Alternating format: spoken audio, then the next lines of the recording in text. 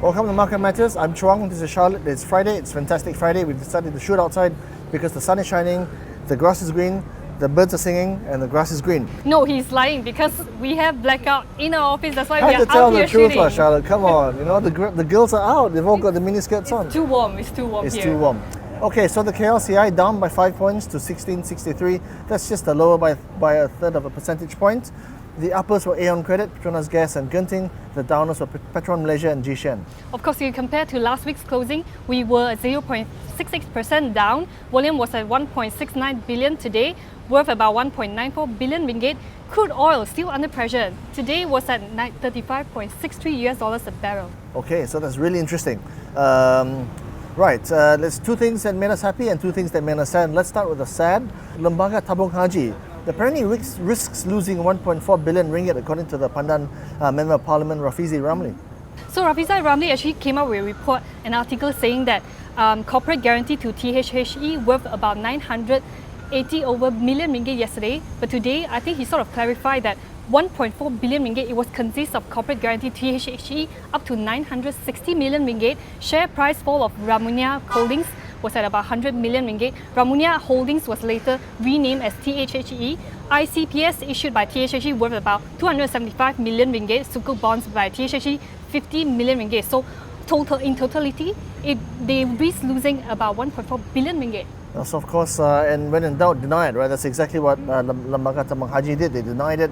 And citing leaked documents, of course, the MP of the good Member of Parliament said that the Finance Ministry had approved this corporate guarantee, and therefore, joining the esteemed ranks of all the institutions around the world that have been exposed to the oil and gas sector that might risk losing their money.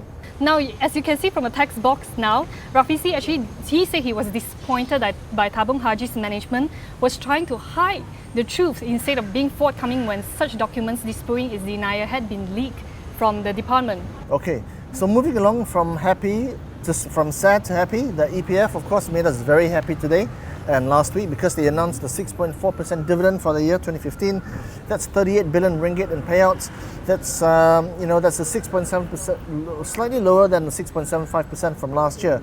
But this is pretty good at a time when the rest of the world markets are really, really bad. It's still considered quite high. We had this discussion just now, and we were quite curious how would they sustain this kind of dividend for 2014, because when we look at the entire market condition, it was very bad. Yes, crude oil was down and CPO was down as well, 6.4%. Correct. The S&P was just up by 2% last year. The KLCI was flat. But you know what? They actually came on the back of foreign exchange because they bought some stuff overseas and then they just sat on it for the last 1 year. Then they sold it and they got a 20% bounce, and that's where the money came from. Yeah, that's right, Chuang. Actually, I looked at the report by EPF. Then they say non-ringgit sources making up about 48% of the EPF's total gross investment income now. And when we look at EPF's investment asset, it was at 684.53 billion as at December last year. Gross income grew as well, 13.18% to 44.23 billion from 39.08 billion ringgit. Now, what did Tengku Dato Seri Zafrul Aziz says from CIMB? Well, he loved it, right? He said that this allowed them to diversify and realize significant gains. So let's move along from happy to sad. And this peach from our former Prime Minister, Tan Mahathir. He said that Malaysia and Putrajaya specifically is becoming like North Korea. Now this is so bad, it's good, right? He's basically said that we're becoming like this communist country that is run by a despot, as you can see from the screen grab. Now, does he mean that our leaders are becoming like those short Asians up north with big egos and big hair, like this guy? But I think, Mahathir has been coming up with a lot of, they claim it, allegations. And they say that probably, Mahathir could actually share the same cell with our former Prime Minister, Dr. Sri Anwar Ibrahim. Of course, they will say that, but the resemblance to the other guy, the son of the former despot, like this guy as well, could be interesting. Or his dad, for example, like that. Now, he has been also warned by some of the quarters, and they say actually he is reminded to stop the attacks and open criticism directly against the AG. And this is from Apandi Ali. Of course, they would say that, of course. But the resemblances to our good friends and neighbours up north are striking. Maybe we should all play this song and maybe replace Negara with it.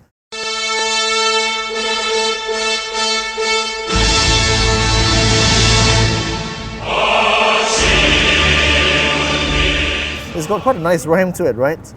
Anyway, we should be honoured to be compared to a country that is known the world over and is led by a guy who was a child prodigy, who could drive at the age of 3, who was winning yachting races at just 9 years old, is a skilled artist, is a composer of musical scores, scored 15 hole-in-ones in his first game of golf. Well, you get the idea. That's very funny, Chuang. Let's move along to our last one, Happy. Bank Negara assures Malaysian it will stay independent. Now Zeti is going to be retired in end of April this year, and we saw some front runners like Wahid Omar, and we saw some other front runners Muhammad as well. Ibrahim, of course, Dato' Awang Adik Hussein, in the Treasury. But the fact that the central bank wants to remain independent and to remain impartial. Finally, a hero in our midst. And see the similarity between Zeti and that other famous savior. And the thing is, right, could we actually see, the same powerful figures that can lead Bank Negara Malaysia in the future? Do you think these 3 people, they can, be as good as Zeti?